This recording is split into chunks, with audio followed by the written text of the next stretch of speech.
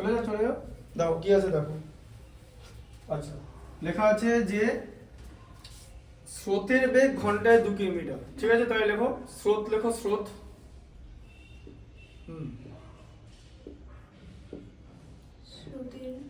হ্যাঁ স্রোত লেখো না, ইকুয়াল টু লেখো 2 কিলোমিটার 2 কিমি পার আওয়ার। হ্যাঁ তাহলে স্রোতের বেগ বলেছে 2 কিমি পার আওয়ার, তাই তো? স্রোত ইংরেজি হচ্ছে স্ট্রিম বা কারেন্ট, ঠিক আছে? যেরকম সমুদ্র স্রোত পড়েছো, ঠিক আছে? বায়ু প্রবাহ এবং সমুদ্র স্রোত বলে একটা চ্যাপ্টার ভূগোলে পড়েছো, লেখা আছে ওশান কারেন্ট, তাই তো? সেটা কি স্রোত বলে পড়েছো তো, ওশান কারেন্ট। হ্যাঁ হ্যাঁ, একটা শীতল স্রোতের নাম বলো, ল্যাব্রাডর স্রোত, মনে পড়েছে? আচ্ছা তো পড়েছিলে, ঠিক আছে? দেখো তাহলে স্রোতের বেগ হচ্ছে 2 কিলোমিটার পার ঘন্টা, ঠিক আছে? তার মানে তুমি যদি স্রোতের অনুকূলে যাও, ঠিক আছে, তাহলে নৌকাকে স্রোত সাহায্য করবে, তাই তো? নৌকার বেগের সঙ্গে স্রোতের বেগটা যোগ হবে। আর যদি প্রতিকূলে যাও তাহলে নৌকার বেগ থেকে স্রোতের বেগটা মাইনাস হয়ে যাবে। তাহলে মাঝির যেতে সময় লাগে, তাহলে মাঝি তো নৌকা চালায়। এবার লেখো নৌকার বেগ, লেখো নৌকার বেগ, লেখো নৌকার বেগ। তুমি বুঝতে পারছো তো? তাহলে হচ্ছে নৌকার বেগ, নৌকার বেগ লেখো বি কিলোমিটার পার আওয়ার, বুঝতে পারলে? আচ্ছা তাহলে স্রোতের অনুকূলে, ঠিক আছে? এবার লেখো অনুকূল, লেখো অনুকূল বলে লেখো অনুকূল। অনুকূল মানে হচ্ছে উইথ দ্য স্ট্রিম, ঠিক আছে? অনুকূল। তাহলে অনুকূল কি হবে? তাহলে অনুকূলে যাওয়া মানে স্রোত নৌকাকে সাহায্য করছে, তাহলে কি হবে? b+2, নৌকার বেগের সঙ্গে স্রোতের বেগ যোগ হবে, লেখো b+2, ব্র্যাকেট দিয়ে দাও, দিয়ে লেখো কিলোমিটার পার আওয়ার, ঠিক আছে? আচ্ছা তারপরে এখানে লেখো প্রতিকূল, এই যে প্রতিকূল। তাহলে প্রতিকূল মানে কি? যে নৌকাকে স্রোত এবার সাহায্য করবে না, স্রোত বলেছে এবার আমার এগেইনস্টে চলে আছে, আমি হেল্প করব না, তাহলে নৌকার বেগ থেকে স্রোতের বেগ মাইনাস হবে, তাহলে কি হবে? b-2, তাই তো? আচ্ছা এবার কি বলেছে? তাহলে রতন মাঝি 21 কিমি গিয়ে ওই দূরত্ব ফিরে আসতে 10 ঘন্টা সময় লাগে, ঠিক আছে? অনুকূলে গিয়ে, আচ্ছা 10 ঘন্টা সময় লাগে, ঠিক আছে? এরকম হলো। তাহলে তাহলে স্রোতের প্রতিকূল দেয়নি, ঠিক আছে? এবার দেখো অনুকূলে, এবার দেখো না, এখন বলা যে প্রতিকূল দেয়নি তো, কিন্তু প্রতিকূল আছে তো। অনুকূলে যদি যায় তাহলে তো ফেরার সময় তো প্রতিকূল হয়ে যাবে, তাই তো? গিয়ে স্রোত ওদিকে নিয়ে চলে এলো, স্রোত তো এখন ওদিকে বইছে, আসবে যখন তখন তো স্রোতের বিপরীতে কাজ করতে হবে। তাহলে 21 কিমি গিয়ে ওই দূরত্ব ফিরে আসতে 10 ঘন্টা সময় লাগে, তাই তো? ঠিক আছে। আচ্ছা তাহলে বলো, তাহলে প্রথমে স্রোতের অনুকূলে 21 কিলোমিটার যাচ্ছে তো, হ্যাঁ অনুকূলে 21 কিলোমিটার যাচ্ছে, তাহলে এবার লেখো, লেখো b+2 কিলোমিটার ইকুয়াল টু 1 ঘন্টা, তাই তো? তাহলে 1 ঘন্টা b+2 কিলোমিটার যাচ্ছে তো, হ্যাঁ হ্যাঁ ইকুয়াল টু 1 ঘন্টা, 1 আওয়ার লিখে দাও, 1h লিখে দাও। তাহলে 1 ঘন্টায় b+2 কিলোমিটার যাচ্ছে তো, ওকে কতটা যেতে হবে? স্রোতের অনুকূলে 21 কিলোমিটার যেতে হবে। লেখো তাহলে 1 কিলোমিটার যেতে কত লাগে সময়? লেখো 1 কিলোমিটার, 1 কিলোমিটার যেতে তাহলে কতক্ষণ লাগবে বলো? 1 বাই, সময় লাগাতে হবে, ইকুয়াল টু লিখে দিলে হবে, ঠিক আছে? ইকুয়াল লিখে দাও, ইকুয়াল, হ্যাঁ 1 বাই b+2 তো, হ্যাঁ ঠিক আছে। এর আইপেনটা নিয়ে নাও, চেঞ্জ করে নাও, আবার এটা দেখি যখন চেঞ্জ করে, হ্যাঁ তাহলে 1 কিলোমিটার যেতে হচ্ছে b+2 ঘন্টা, তাই তো? আওয়ার লিখে দাও, h লিখে দাও। আচ্ছা এটা বুঝতে পারলে যে b+2 কিলোমিটার যেতে 1 ঘন্টা লাগে, তাহলে 1 ঘন্টা যেতে b+2 ঘন্টা, তাই তো? বুঝতে পারলে? আচ্ছা তাহলে কত যেতে হবে? 21 কিলোমিটার যেতে হবে, লেখো 21 কিলোমিটার যেতে, তাহলে 21 কিলোমিটার ইকুয়াল টু লিখে দাও, 21 কিলোমিটার ইকুয়াল টু, হ্যাঁ কত লাগছে তাহলে? 21/b+2, তাই হচ্ছে তো, হ্যাঁ 21/b+2,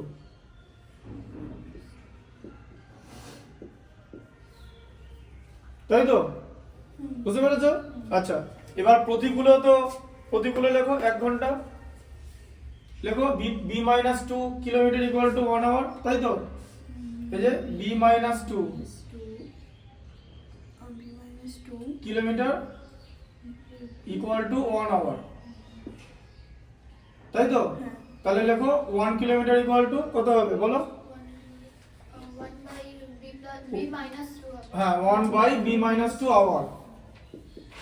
ঐকিক নিয়ম একদম বেস থেকে বুঝতে হবে। কতটা যেতে হবে? 21ই যেতে হবে। কারণ ও অনুকূলে যখন 21 কিলোমিটার গেছে, ঠিক আছে, ও স্রোতকে এদিকে নিয়ে গেছে ওর সঙ্গে, ঠিক আছে, মানে বোট প্লাস স্ট্রিম 21 কিলোমিটার নিয়ে গেছে। এবার তো ওকে ফিরে আসতে হবে, তাহলে বোট মাইনাস স্ট্রিম হয়ে যাবে তো। হ্যাঁ, তাহলে তাহলে কি হবে? 21 কিলোমিটার যেতে কতক্ষণ লাগছে বলো? 21 by b minus 2 আওয়ার। হ্যাঁ লেখো 21 বাই b মাইনাস 2 আওয়ার, তাই তো? তাহলে এটা হলো তো। দুটো সময় পেয়ে গেলে। যাতায়াতে মোট কত সময় লাগছে বলো? বইতে কত আছে? যাতায়াতে মোট কতক্ষণ সময় লাগে? 10 ঘন্টা। ব্যাস যোগ করে দাও। 21 by b plus 2 plus 21 by b minus 2 equal to 10, তাই তো? আচ্ছা এই দুটোর মধ্যে কে বড়? দুটোর মধ্যে? b minus 1। কারণ এখানে বেশি সময় লাগছে তো। হ্যাঁ। এটা বড় হতেই হবে তো, কারণ এখানে তো বেশি সময় লাগছে। মিলছে অঙ্ক অনুযায়ী কনসেপ্ট? এই দুটোর মধ্যে, কারণ এখানে লব সমান হলে হর যার ছোট সে বড় হবে, তাহলে এখানে বেশি সময় লাগছে। কতটা? তো এখানে তো বেশি সময় লাগবেই। এই ভগ্নাংশটাকে তো বড় হতেই হবে। বাই চান্স এটা যদি ভুল করে ছোট হয়ে যায় তাহলে মেলাতে পারবে। ওই জন্য মাথা চোখ কান খোলা রাখতে হবে অঙ্ক করার সময়, কারণ এটাতে তো বেশি সময় লাগবেই, তাই তো? কারণ কারণ এটা তো প্রতিকূলে যাচ্ছে, তাহলে প্রতিকূলে যাওয়ার ভগ্নাংশকে তো বড় হতেই হবে। করো তাহলে কি হবে? তাহলে বলো। এইখানে দাগ দেবে, এখানে পাশাপাশি করো, এখানে একটা ইকুয়েশনের সাইন দাও। হ্যাঁ ইকুয়েশনের সাইন, ইকুয়েশন। হ্যাঁ তাহলে কি b প্লাস 2 আর b মাইনাস 2 এলসিএম কত হবে?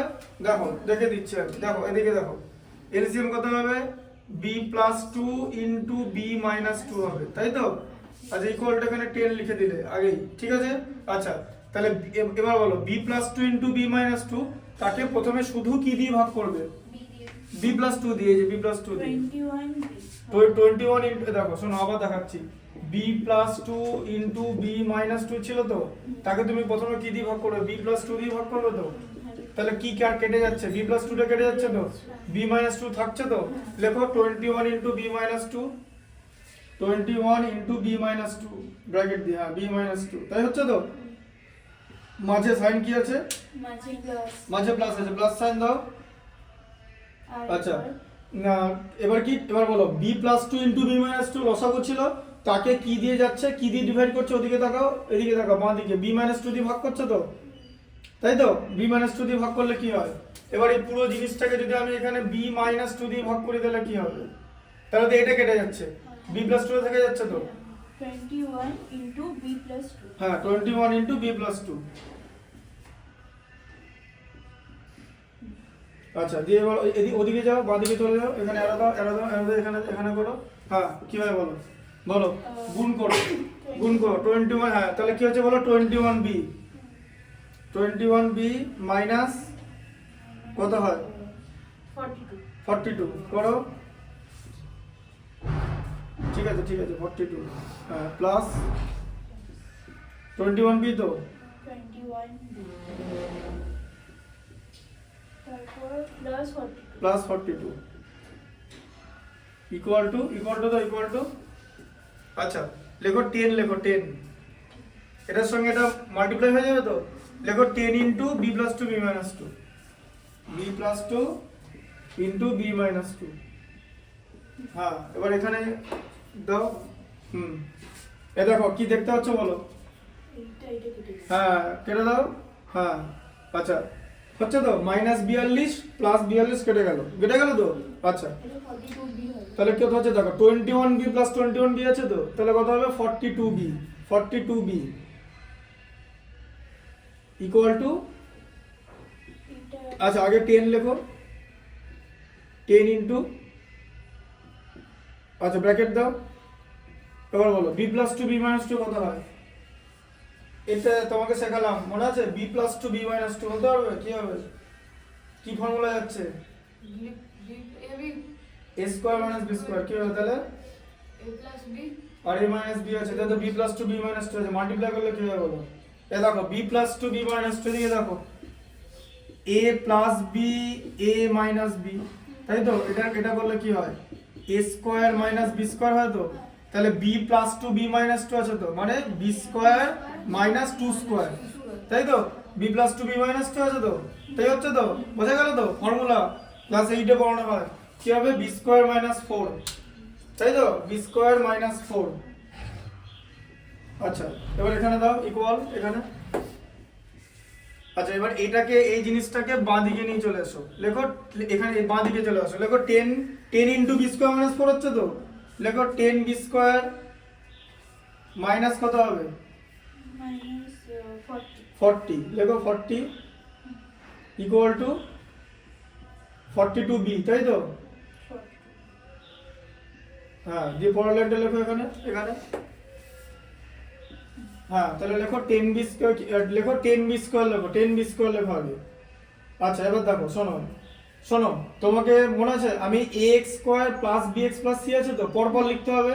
তাহলে 40 টা আগে লিখলে হবে না, 42b টাকে আগে লিখতে হবে। 42b টা ডান দিকে প্লাস ছিল, বাঁ দিকে মাইনাসে চলে আসবে, মাইনাস 42b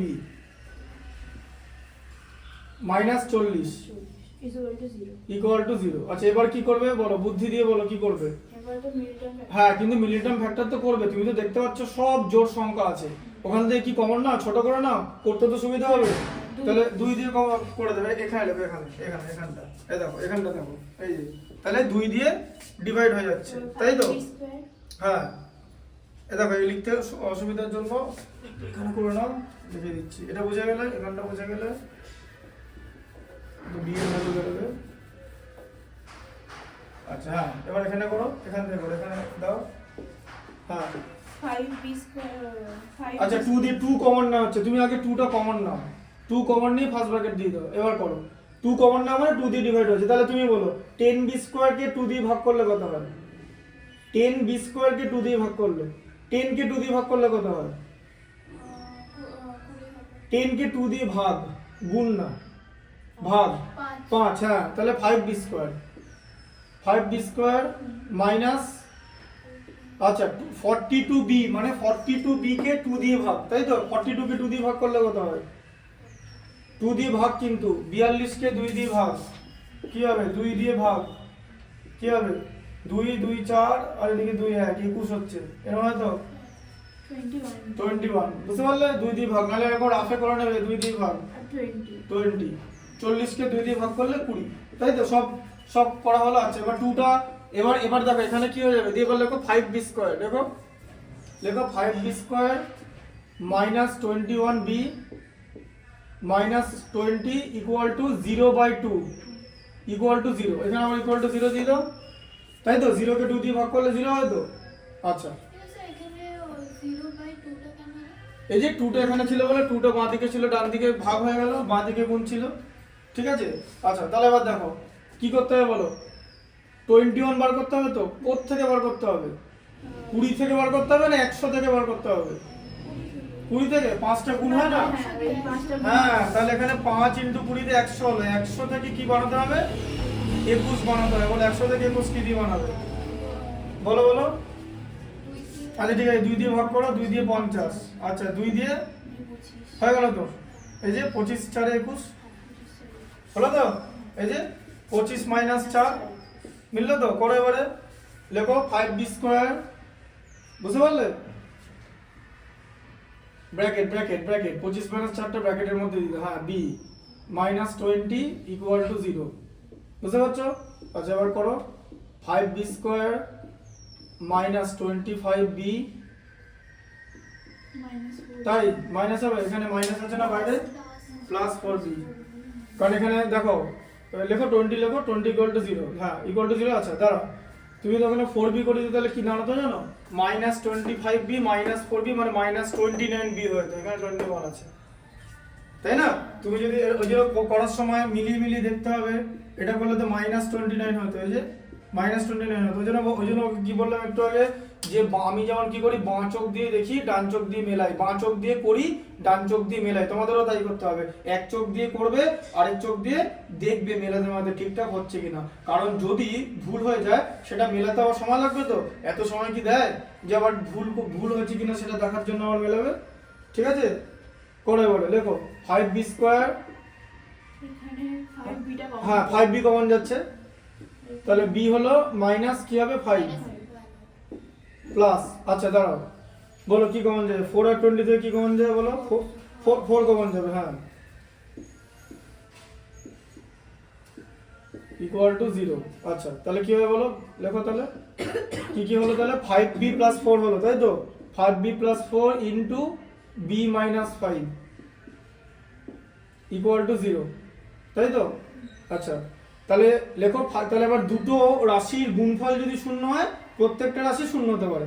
লেখো 5b প্লাস 4, লেখো নিচে লেখো 5b প্লাস 4, ওখানে যে হয় নতুবা লেখা আছে জানো তো, ওটা খাতায় লিখবে, এত এখন লেখায় লিখতে হবে না। লেখো 5b plus 4, 5b plus 4 equal to 0 equal to, হ্যাঁ ওইখানে না সাইডে সাইডে সাইডে, হ্যাঁ দিয়ে এবার এখানে কি হয়ে যাবে, এবার দেখো তাহলে 5b ইকুয়াল টু -4 হয়ে গেল, তো ব্যাস মাইনাস চলে এলো, তাহলে b ইকুয়াল টু তো -4/5 লেস দ্যান 0, তাহলে বেগ কোনোদিন ঋণাত্মক হতে পারে না, তাই তো। আচ্ছা আর এখানে কি আছে b - 5 ইকুয়াল টু 0, তাই তো। তাহলে b ইকুয়াল টু কত হচ্ছে 5, আচ্ছা তাহলে b ইকুয়াল টু 5 বের হলো। b কি ধরেছিলাম বলো, b ধরেছি নৌকার বেগ ধরেছিলাম, তাহলে নৌকার বেগ হচ্ছে 5, তাই তো, বুঝতে পারলে। তাহলে নৌকার বেগ হচ্ছে 5 কিলোমিটার, ঠিক আছে বুঝতে পারলে। আচ্ছা স্রোতের বেগ হচ্ছে 7 কিলোমিটার, 2 কিলোমিটার, তাহলে টোটাল অনুকূলে হচ্ছে 7, ঠিক আছে। এবার দেখবে 21 কিলোমিটার যেতে হবে, তাই তো, 1 ঘন্টায় 7 কিলোমিটার চলে গেল, তাই তো, 1 ঘন্টা 7 কিলোমিটার যায়, তাই তো। এই যে নৌকার বেগ তো 5 কিলোমিটার আর স্রোতের বেগ তো 2, তাহলে 1 ঘন্টা 7 কিলোমিটার যাচ্ছে, তাহলে 21 কিলোমিটার যেতে কত সময় লাগবে, 21/7 মানে 3 ঘন্টা সময় লাগবে তো, তাই তো। আর অন্য সময় ফিরে আসার সময় 5 - 2 3 হয়ে যাচ্ছে তো, 3 কিলোমিটার হয়ে যেত তো, তাহলে 21 কিলোমিটার যেতে কত সময় লাগবে, 7 ঘন্টা লাগবে তো। দেখো 7 ঘন্টা 3 ঘন্টা যোগ করে 10 ঘন্টা, মিললো ম্যাচটা, 10 ঘন্টা। এই যে জায়গাটা বুঝতে পারলে যে 7 কিলোমিটার যাচ্ছে 1 ঘন্টায়, 1 কিলোমিটার যাচ্ছে 1/7 ঘন্টায়, 21 কিলোমিটার যাচ্ছে 21/7 ঘন্টায় মানে 3 ঘন্টায়। আবার এখানে 1 কিলোমিটার যাচ্ছে 3 ঘন্টায়, তাই তো, তাই তো, 3 ঘন্টা না, এখানে 3 কিলোমিটার যাচ্ছে 1 ঘন্টায়, তাহলে 1 কিলোমিটার যাচ্ছে 1/3 ঘন্টায়, 21 কিলোমিটার যাচ্ছে 21/3 মানে 7 ঘন্টায় আসছে, তাহলে যাওয়ার সময় 3 ঘন্টা সময় লাগছে কারণ স্রোত সঙ্গে দিয়েছিল, ঠিক আছে।